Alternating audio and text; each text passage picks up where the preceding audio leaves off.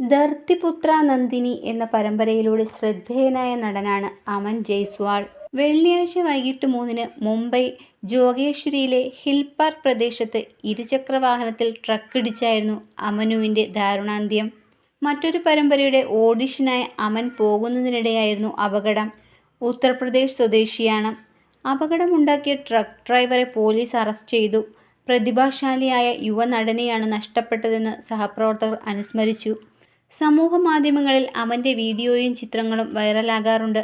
അമൻ്റെ ഇൻസ്റ്റഗ്രാമിലെ അവസാന പോസ്റ്റാണ് ആരാധകർ സങ്കടത്തോടെ ഷെയർ ചെയ്യുന്നത്. പുതിയ സ്വപ്നങ്ങളും അനന്ത സാധ്യതകളും തേടി 2025ലേക്ക് പ്രവേശിക്കുന്നു എന്ന കുറിപ്പോടെ അമൻ പങ്കുവച്ച വീഡിയോ പോസ്റ്റിനു താഴെ അനുശോചന സന്ദേശങ്ങൾ നിറയുകയാണ്. അഭിനയം മാത്രമായിരുന്നു അയാളുടെ സ്വപ്നം.